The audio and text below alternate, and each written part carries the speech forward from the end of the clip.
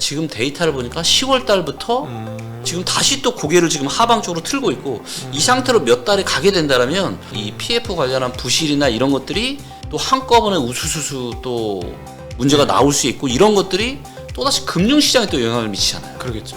상당히 우리가 생각하는 그 이상의 좀 문제가 좀 생기지 않을까 그렇게도 좀 걱정이 됩니다.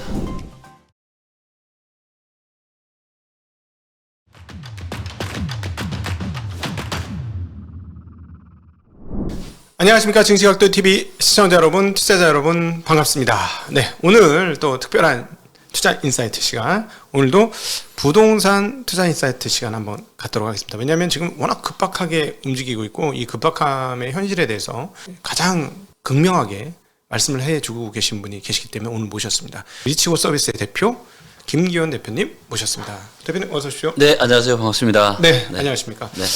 요즘 김기현 대표님 영상이 아주 난리예요. 장안의 화제입니다. 지금 굉장히 단호한 태도로 10월부터 드디어 지켜보고 있었는데 10월부터 드디어 꺾이는 게 확연히 보인다. 조심해라. 라는 말씀을 하셨어요. 그러니까 리치고 서비스에서 이제 빅데이터를 계속해서 수집하고 계시고 그 데이터에서 지금 나오는 지표들이 좀 심상치 않다라는 말씀이신 거죠? 네, 맞습니다. 그 전부터 제가 이제 어떤 얘기를 했냐면 지금의 이제 단기 반등은 정부의 정책이 만들어낸 말 그대로 단기 반등일 뿐이고 이 단기 반등은 짧으면 올해 한 10월, 11월 길어도 내년 1, 2분기 어느 즈음까지 가고 그 이후부터는 다시 또 대세 하락이 시작될 거다. 그런 전망을 제가 꾸준히 해왔었고요.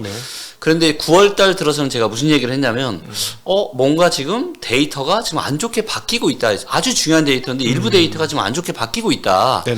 그래서 10월 말까지 이런 4가지 지표 데이터들이 어떻게 바뀌는지를 보면 이제 2차 하락이 시작이 될 건지 아닌지를 알 수 있을 것 같다.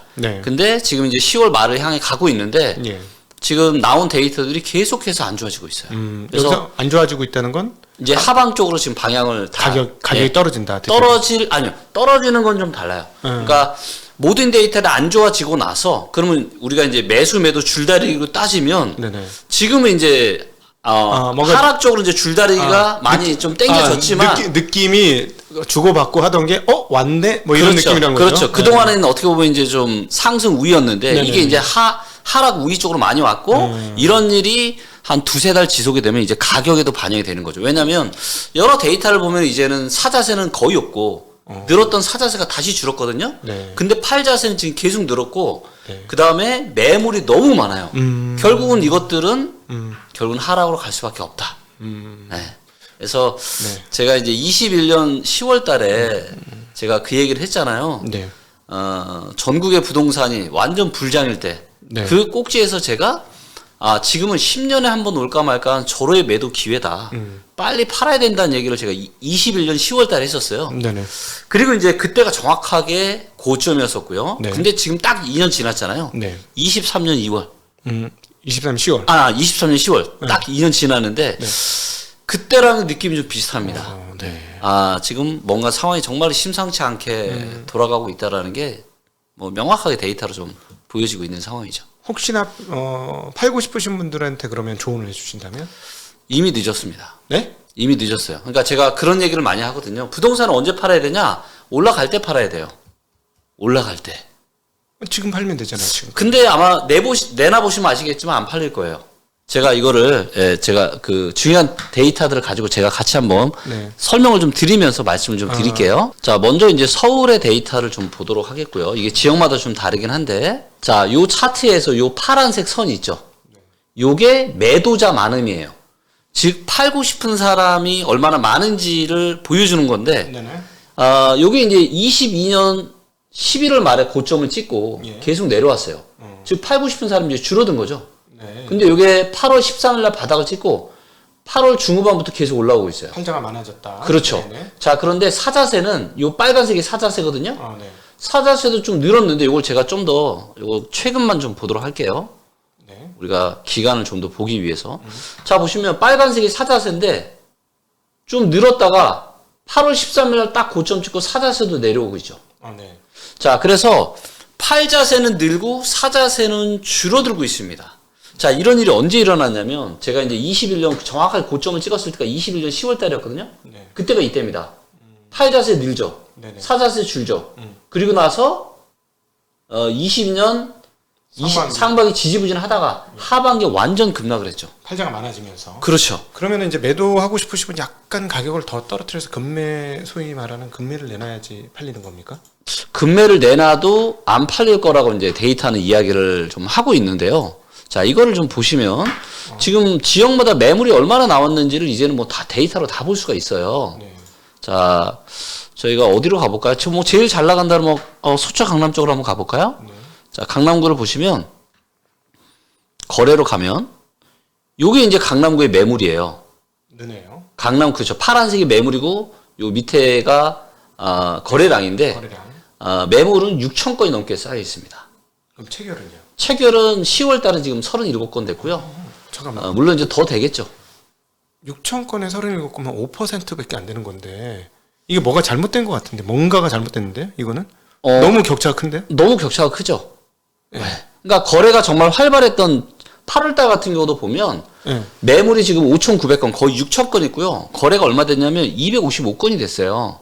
이것도 뭐 겨우 5% 조금 5% 오르게 30. 5%안 되죠. 5%가 안 되네요. 네. 뭔가 이상한 거 아닙니까? 내놓은 사람과 실제 거래량의 격차가 이렇게 많다는 건 호가가 너무 많이 떠 있다는 거고. 맞아요. 네. 호가가 너무 많이 떠 있는 것도 있고 그 다음에 이렇게까지 비싼 가격을 사줄 사람이 없는 거죠. 그러면 가격을 낮춰서 팔아야 되는 겁니까? 가격을 낮춰서 팔아야죠. 근데 그 매도자는 그렇게 가격을 안 낮춘다는 거네요.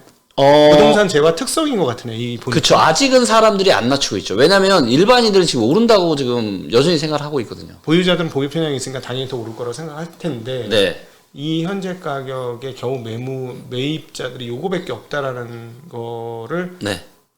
냉정하게 안 받아들이고 있는 거네. 안 받아들이고 있는 거죠. 급하지 않은 거네.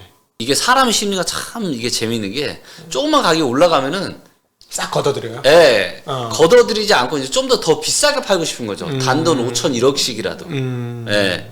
그래서 정말 팔려면은 잘 팔릴 때, 가격이 올라갈 때 팔아야 되는데 대부분의 사람들 어떤 선택을 하냐? 이미 시장이 꺾이고 나서 그때 부랴부랴 내놓잖아요. 아예 거들떠도 보지 않습니다. 그럼 5천 1억 깎으면 팔리는 거 아니에요? 안 팔려요. 그래도 안 팔려요. 이거를 정확하게 제가 거래량 데이터를 좀 보여드릴게요. 주식이나 부동산이나 우리가 거래량을 분석하는 굉장히 중요한 거잖아요. 왜냐하면 시장의 에너지를 우리가 알 수 있기 때문에. 그렇죠. 자, 여기 이제 보시면 수도권의 이제 거래량 데이터입니다. 네. 자, 보시는 것처럼 거래량이 22년에는 없어도 너무 없었어요. 수도권 전체가 4천 건이 안 될 때도 있었으니까. 말이 안 되는 거죠. 월별요? 예, 월별 4천이요? 예. 거래가 많이 될 때는 5만 7천 건도 됐는데 1,000만 명이 사는 동네에서 말이 안 되는 거죠. 예, 1,000만 명이 아니라 서울, 인천, 경기도 다 합쳐온 거니까 거의 한 2천만 이상의. 예. 근데 이제 보시면 아파트가 이렇게 거래량이 작았다가 올해 2월 달부터 거래량이 늘었는데 이거는 전적으로 뭐냐면은 바로 특례 보금자리론. 그래서 특례 보금자리론을 하게 되면 우리가 원래는 주택담보대출이 만기가 30년짜리가 대다수였습니다. 그러겠죠. 40년, 50년짜리 없었어요. 근데 이 특례 보금자리론으로 인해서 기간을 40년, 50년으로 길게 해주니까 돈을 갚아야 되는 입장에서는 상환 금액이 줄어드는 거죠. 네. 거기다가 특례이기 때문에 금리마저 시중금리보다 더 싸게 해준 거예요. 약 한 1%포인트 정도 낮았던 거죠. 그렇죠. 네. 그러면 사는 사람 입장에서는 내가 원래는 한 300만 원 내야 되는데 기간도 늘려주고 금리도 낮춰주니까 이게 한 달에 200씩만 내면 되는 거예요. 네. 그래서 부담이 없네 하고 이렇게 거래량이 좀 늘어났던 건데 그래 봐야 수도권 기준으로 15,000건 조금 넘는 정도가 다였어요. 네. 근데 이렇게까지 오랜 기간 보세요. 한 15,000건 미만으로 거래가 낮아진 게 21년 9월 달부터인데 네. 이렇게 장기간에 거래가 적은 건 처음이네요. 처음입니다. 실거래가가 공개된 이후로 처음이에요. 제가 거래 데이터를 조사해 보니까 한 6개월, 7개월 요 정도 이제 거래 좀 침체돼 다시 살아나는데 지금은 제가 진짜 심각하게 보는 건 뭐냐? 이 특례 보금자리 론까지 해서 집사라고 해주는데 이거밖에 안 됐다라는 거예요. 제가 이제 주식하는 사람 입장에서 가격을 매일같이 보는 사람 입장에서 보니까 네. 매도자들이 호가를 너무 안 내려놔서 그런 것 같아요. 네, 이걸 그렇죠, 보니까. 맞아요. 호가 갭과 거래량의 차이가 이렇게까지 클 수가 없거든요. 제가 보기에는. 네. 네. 그러니까 물량을 과감하게 던져야 되는데 그러면 그거는 예를 들자면 뭐 한국에 서울에 뭐 한 15억짜리 집이라고 치면 네. 5천만 원 1억 내려서 안 팔린다. 지금은 아마 그 가격에 팔리기가 쉽지 않을 거예요. 지금. 그러면 지금은 이미 완전 심리가 또 얼어붙었거든요. 1, 2억씩 팔아야 되겠네요. 그럼요. 1, 2억씩은 내려야 과감하게. 과감하게. 만약에 지금 혹시라도 파시고 싶으신 분이 계시다. 과감하게 내려야 됩니다. 과감하게. 과감하게. 사실은 올해 상반기도 봤습니다만은 그 사실 결국은 이 특례보금자리론 40조를 따지고 보면은 네. 둔촌주공의 작품 아닌가. 그렇죠. 둔촌주공 살리기였죠. 네, 둔촌주공이 만들어낸 이 작품이다라고 결국 볼 수 있는데 그럼 네. 결국 여기서 집값이 한 번 더 빠지면 네. 또다시 그러한 어떤 가격 올리기 정책이 집값 받치기 정책이 나오지 않겠느냐. 당연히 나오죠. 그러겠죠. 그리고 그런 일들은 항상 역사적으로 계속 있어 왔습니다. 그러니까요. 네. 네. 그래서 이번에도 나오지 않겠습니까? 네, 아마도 저는 2024년에 이 부동산 관련한 좋은 또 정책들이 네. 집값을 좀 이렇게 안정시키기 위한 그런 정책들이 어쩔 수 없이 나오게 될 거다. 그럼 집값 뭐 다시 또 올려서 팔 수 있는 거 아닌가요? 그럴 수 있는데 이제 몇 가지 카드가 안 남았거든요. 어떤 카드가 남을까? 일단, 사실 제가 그게 제일 궁금해요. 할 수 있는 카드가 뭐가 있을까? 일단 첫째는 취득세 중과세를 아예 폐지하는 겁니다. 지금은 집을 여러 채 사면은 네. 그만큼 취득세를 많이 내야 돼요. 네. 예, 그렇기 때문에 주택을 투자나 투기 수단으로 바라보고 여러 채를 취득하기가 힘든 상황인 거죠. 아무리 호주머니 돈이 많아도. 중과세 때문에. 그렇죠. 네. 남는 게 없으니까. 그렇죠. 네. 그래서 취득세 중과를 아마 저는 풀어줄 거다. 네. 그래서 취득세 관련한 정책들이 있을 거고, 네. 그다음 어차피 양도세는 뭐 지금 일반 과세니까 2년만 지나면 양도세는 별로 풀 게 없고요. 네. 그다음에 이제 극단적으로 만약에 시장이 안 좋아진다. 네. 그러면은 뭐가 나오냐면 한시적 양도세 비과세가 나오게 될 겁니다. 그래서 특정 기간 내에 사면은 양도세를 아예 물지 않겠다. 예, 이런 정책까지도 아마 나오게 될 거고, 이런 정책은 실제로 IMF 이후에도 나왔었고요. 금융위기 이후에도 나왔었습니다. 제가 주식쟁이니까 네. 그걸 딱 듣고 떠오르는 생각이 이게 모두 매수 욕구 자극이라는 매수 진작책이잖아요. 맞아요. 네. 근데 매수자가 제가 보기에는 아까 거래량을 보니까 매수자가 과거보다 층이 상당히 얇아진 상황이라 네. 요거 지금 전부 다 매수 자극 그 섹터인데 네. 안 통할지도 모르겠다는 느낌이 갑자기 드는데요. 아니요, 그거는 잘못 생각하시는 무조건 거고요. 통합니까 이거는? 일단 저는 무조건 살 거예요. 이게 저런 정책, 극단적인 정책이 나오게 되면. 왜냐면 부동산에서 사실 제일 무서운 게 뭐냐면은 양도세예요. 세금이죠. 그러니까 주식은 다르죠. 주식은 그냥 세금이 없죠. 지금 세금이 5천만 원까지 외에는 없잖아요. 네, 아직까지는 없죠. 근데 부동산은 양도세가 꽤 큽니다. 네. 근데 그 기간 안에 사면 양도세를 1도 물지 않아요. 이게 얼마나 큰 혜택입니다. 우리가 이제 보통 이런 얘기를 하죠. 투자의 격언에서 무릎 밑에서 사서 네. 얻기 위해서 팔아라. 네네네. 근데 양도세 한시적 비과세 혜택은 뭐냐면 허리에 사도 무릎에 무릎에 사는 사는 효과가 나타나는 거예요. 그렇기 때문에 그리고 그런 정책이 나오는 거는 역사적으로 봤을 때 항상 무릎 정도에서 나와요. 네. 그러면 무릎이지만 세금 혜택 때문에 네. 발바닥이 되는 거죠. 예. 네, 그래서 그런 정책은 굉장히 강력한 정책이고 네. 이게 한 채가 아니라 여러 채를 사는 사람일수록 네. 시장이 또 좋아지게 되면 양도세 중과를 또 하거든요. 네네. 근데 여러 채를 사도 중과가 안 양도세가 받으니까? 없어. 이거는 뭐 사실 총알을 좀 가지고 계신 자산가 분들이라면은 네. 그냥 앞뒤 잴 거 없이 아마 무조건 네, 사시게 될 겁니다. 이거는 이제 뭐 예를 들어 상업용지나 토지를 구매하는 법인 개념이 아니라 개인들의 주택 네, 구매 개인들, 예, 맞습니다. 이쪽이 되는 거죠. 네. 네. 그러면 또 다른 방법 중에 하나는 전세 가격 부양책이 있을 거 아닙니까? 대출을 특례 보금자리론과 똑같은 수준의 네. 이게 특례 보금자리는 자가 구입이지만 네. 그걸 전세 자금 쪽에서 돌려가지고 전세 자금 대출 금액 한도를 네. 5억이 아니라 네. 6억, 7억, 8억 이렇게 올려주거나 이런 것들. 그런 정책은 나오기는 쉽지 않을 거예요. 왜냐하면 지금 사회적으로 문제가 되는 것들이 뭐 역전세나 전세 사기 이런 것들 때문에 문제가 되고 있는데 네. 그렇게 전세 관련한 그런 또 금융을 또 풀어주게 된다라면은 네. 예를 들면 집값이 그게 전세가를 자극할 우려가 있고 전세가를 자극하면은 매매와 전세 갭이 또 줄어들 거 아니에요. 네. 그러면 어떻게 보면 또 당연히 역전세에 집값이 굉장히 취약해질 수가 있거든요. 그건 그래요. 역선은 취약해지고 집값은 오를 수 있잖아요. 또. 근데 그거는 한참 나중에 문제고 지금은 집값이 올라갈 수 있는 에너지 자체가 없어요. 이거를 이제 데이터로 자, 판단을 좀 제가 해보도록 할 텐데. 집값이 올라갈 에너지가 없다. 에너지가, 예. 그러니까 우리가 주식이나 부동산이나 본질적인 가치 대비해서 저평가가 돼야 되잖아요. 그렇죠. 그리고 이제 우리가 더 바보 이론이라고 하죠. 네. 예, 내가 산 가격보다 더 비싸게 사줄 수 있는 바보들이 많아야 투자에서는 성공한다. 네. 예, 그래서 이거를 우리가 알려면 뭘 알면 되냐면, 자, 우리가 보통 집을 산다라고 한번 가정을 해볼게요. 네. 그러면 일반인들은 어떤 생각을 먼저 할까요? 내가 대출을 껴서 사니까 내가 한 달에 뭐 세후로 500을 버는데 내가 한 달에 주택 원리금 상환 금액으로 얼마를 쓸 수 있을까를 네. 가장 먼저 고민을 해서 집을 사게 될 거예요. 예, 예. 그래서 그게 바로 뭐냐면은 주택 구입 부담 지수라고 하는 겁니다.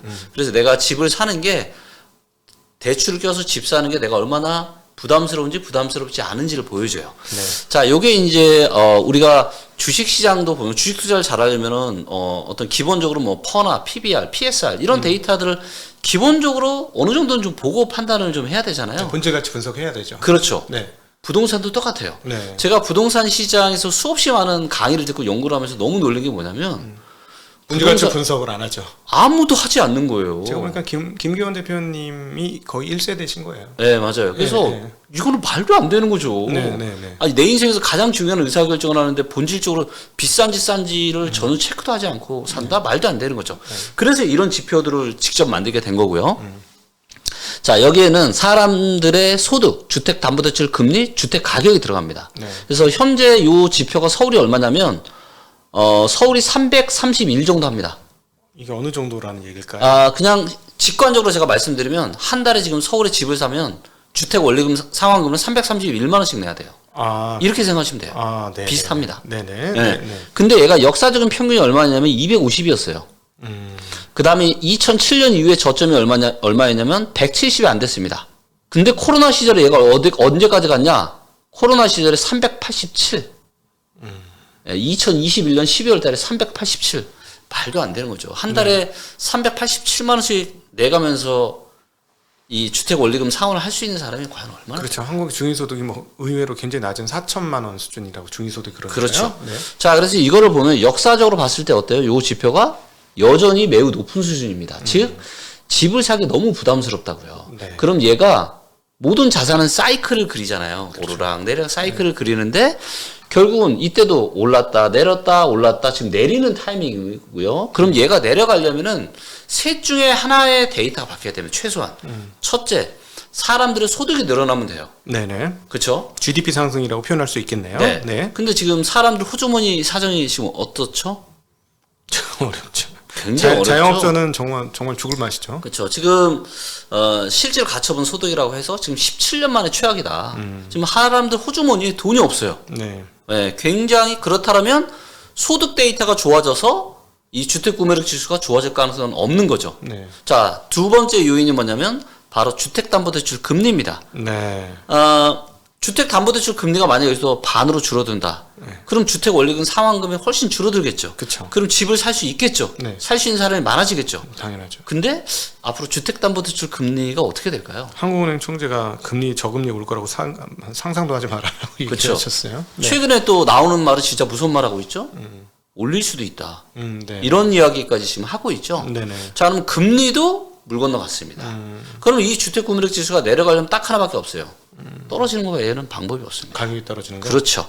그래서 금리와 소득이 현재와 동일하다라는 전제 조건 하에 네. 평균 정도인 250까지 떨어지려면 서울의 아파트 가격이 몇 퍼센트 떨어져야 되냐? 20% 떨어져야 됩니다. 최소한. 크네요. 제가 전제 조건 말씀드렸습니다. 네, 소득이 지금 정도 수준을 유지하고 주택담보대출도 지금 수준을 유지했을 때. 만약에 그러면 지난번 특례보금자료론처럼 인위적으로 금리를 내려주면 네. 이게 부담지수가 떨어지는 거네요. 또 그래서 그분들을 샀던 거예요. 네, 하지만 그것도 일반형이 이번에 폐지가 됐잖아요. 네, 네. 예, 지난 9월 말에 폐지가 됐습니다. 거의 다 썼죠. 그렇죠. 예, 그러니까 이거는 말 그대로 특례예요. 예, 예, 특례. 예, 예, 예. 그러니까 실거래가 기준으로 22년에 서울 아파트가 22% 빠졌습니다. 네. 이 데이터를 보게 되면 어떤 아파트는 50%, 60%까지 하락을 했어요. 그러니까 IMF 이후로 가장 큰 폭락이 나타나다 보니까 근데 거기에 둔촌주공이라고 하는 네. 엄청난 지금 대마가 걸려 있었잖아요. 예, 예. 이게 3개월 단기 대출로 프로젝트를 진행하고 있었고 이거 잘못되면 완전 뭐 네. 엄청난 그렇죠. 문제가 생길 수 일파만파 연쇄 도미노처럼 쭉 문제가 될 수 그렇죠. 있죠. 네. 그렇기 때문에 둔촌주공 딱 계약 시작하는 첫날 바로 1월 3일에 이 대책을 쏟아 부어서 네. 둔촌주공을 살리면서 다시 돌아선 거죠. 예. 네, 네. 근데 이 특례보금 자리론이 이제 9월 말에 끝났고 네. 그래서 또 데이터를 보잖아요. 10월 달에 봐야 되는 중요한 4가지 지표를 제가 말씀드린 그 중에 하나가 이제 매매 수급이고 예. 그거는 아까 보셨고 두 번째가 뭐냐면 바로 거래량입니다. 네. 왜냐하면 10월 달에 거래량이 왜 중요하냐? 그 전까지는 특례 보금자리론이 만든 어떻게 보면 그냥 거래 거품인 거예요. 인위적 거래. 인위적 거래. 예, 왜? 예. 기관이랑 금리를 싸게 해주니까. 네. 근데 그게 일반이 끝났단 말이에요. 네. 자, 그러면 거래량을 봐야 되는데 거래량은 거래량은 되게 느리잖아요. 그렇죠. 그래서 거래량을 빨리 파악할 수 있는 데이터가 있는데 그게 바로 뭐냐? 그게 바로 거래 동향이라고 하는 데이터입니다. 자, 이것도 제가 보여드릴게요. 지금 거래량이 되게 많이 줄어들고 있다는 신호가 여기저기서 지금 막 나타나고 있는데 자, 요 막대 그래프 보이시죠? 네. 이 막대 그래프가 거래량을 보시면 돼요. 거의 똑같습니다. 네. 그래서 보시는 것처럼 2월 달부터 계속해서 증가를 하다가 9월에 피크를 치고 9월에 피크 치고 다시 계속 내려오고 있어요. 와, 근데 저는 오히려 눈에 띄는 게 그 전에 네. 2022년 네. 초반, 네. 21년도 후반부터 네. 23년도 상반기까지의 거래가 전무네요, 거의. 전무죠. 그래서 수도권 전체적으로도 거래량이 4천 건도 안 됐을 때가 있었다니까요. 이거 완전히 그랬군요. 네. 근데 이제 그것들이 다시 한번 붐업을 했다가 그렇죠. 특례 보금자리론 때문에 붐업을 했다가 그리고 네. 9월 달이 마지막이니까 네. 또 우리가 마감 효과라는 게 있잖아요. 아, 이번 달 지나면 못 해. 그래서 9월 달에 막 한 거예요. 네. 그리고 끝나자마자 10월 달부터 아니나 다를까 이렇게 줄어들고 있죠. 네. 그래서 거래량이 줄어드는데 지금 서울만 줄어드는 게 아니라 이게 이제 전국을 한눈에 볼 수 있게 만들어 놓은 건데 왼쪽으로 가면 거래가 줄어드는 거예요. 네. 이 차트에서 지금 제주도, 광주, 부산, 전남, 뭐 서울, 경기, 대전 거의 대부분의 지역이 다 어디로 가고 있어요? 왼쪽으로. 다 왼쪽으로 가고 있습니다. 그래서 거래가 지금 매매 거래가 많이 지금 10월 달에는 좀 줄어들 거다. 네. 그럼 시장의 강도 에너지가 이제 꺾일 끝난 거죠, 이제. 네. 네. 거기다 지금 84는 매물량은 역사상 지금 가장 많은 수준이고요. 아, 역사상 가장 많습니까? 네. 그리고 네. 세 번째가 뭐냐면 원달러 환율이에요. 아, 환율. 네. 그러니까 지금 1,350원이니까 매우 높죠. 연중 네. 최고 근처입니다. 요게 이제 보셔서 아시겠지만 작년 하반기에 이제 주택 시장이 엄청난 지금 주택 시장 주식 시장이 안 좋았잖아요. 네. 또 이유 중에 하나가 이제 환율 급등이었는데 네. 최근에 좀 살짝 주초마다 다시 또 지금 1,450원 정도 선에서 왔다 갔다 하고 있는데 예. 아직까지는 저는 이 정도는 괜찮다. 네네. 근데 만약에 이 환율이 1,470원 넘고 1,400원 넘어간다? 굉장히 저는 위험하다. 네. 또다시 만약에 환율이 1,400원 넘으면 부동산의 급락이 나타날 수도 있다. 금융 환경이 나빠진다는 얘기가 되니까 환율이 그렇죠. 올라간다니까 그러면 맞아요. 그 부동산도 안 좋다. 뭐 이렇게. 네. 그리고 이제 저는 뭐 제가 금융 전문가는 아니지만 네. 저는 지금의 환율은 비정상적인 환율이라고 생각을 합니다. 네. 달러 원이랑 네. 그다음 달러 엔이랑 네. 사실 거의 지금 비슷하게 가고 있는데 달러 엔 같은 경우는 지금 거의 전고점까지 왔거든요. 150엔 넘어섰잖아요. 넘어섰습니다. 그렇죠. 예, 예. 근데 한국으로 따지면 지금 1,400원 넘었어야 되거든요. 네네. 근데 이게 안 넘고 있잖아요. 그러니까 원엔 환율이 900원이 깨졌죠. 100엔당 900원이 깨져서 890원대입니다. 네네. 근데 저는 이거를 어디에서 보느냐? 요게 이제 외환보유고 차트인데 외환보유고가 21년 10월 달을 고점으로 쭉 떨어지다 살짝 올랐다가 다시 지금 떨어지고 있어요. 네. 이 얘기는 결국 외환보유고로 지금 환율 상승을 지금 막고 있다라는 거거든요. 네. 1,350원에서 개입이 들어오는 것 같습니다. 네네. 저희가 봤을 때는. 네네. 그래서 이런 부분들을 봤을 때 거기다가 지금 한미 간 금리 격차가 계속 지금 벌어지고 있는 상황이기 때문에 네. 지금 달러 예금을 하면 지금 5% 이상의 이자를 주잖아요. 1년짜리 그렇죠? 그렇죠. 그러면 결국에는 한국 돈에 대한 수요보다 미국 돈에 대한 수요가 많아질 수밖에 없는 네. 전제 조건이 있는 거고 그렇기 때문에 환율이 올라갈 수밖에 없는데 네. 이거를 좀 외환보유고를 좀 써가면서 막고 있다. 그래서 네네네.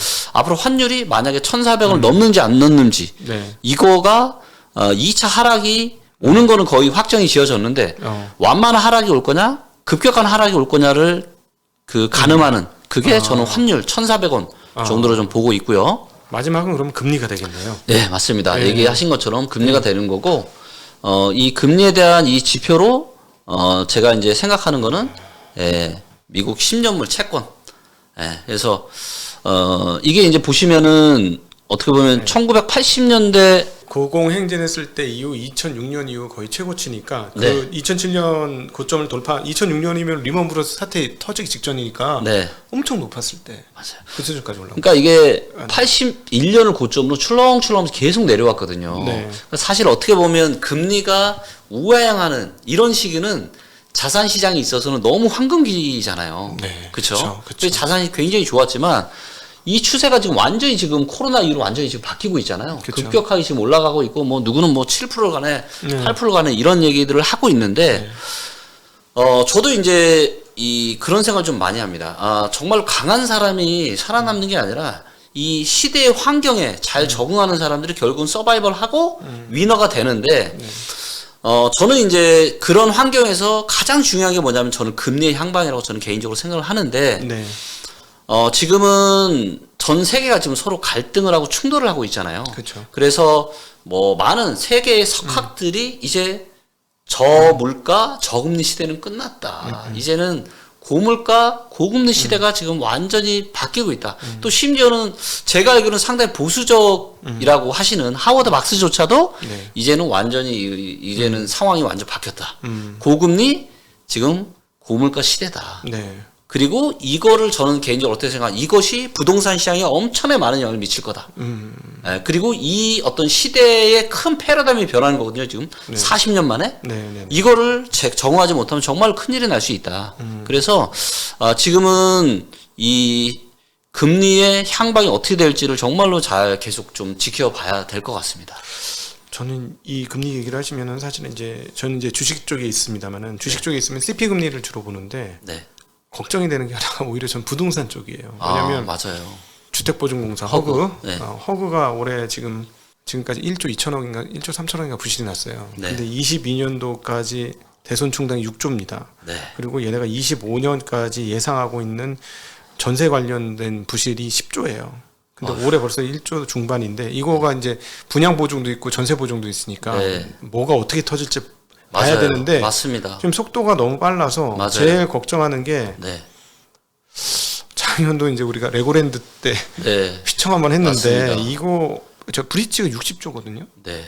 지난주에 프리마 호텔 부지 5천억짜리 브릿지 부도 났고 이미 브릿지 현장 금리는 2자릿수.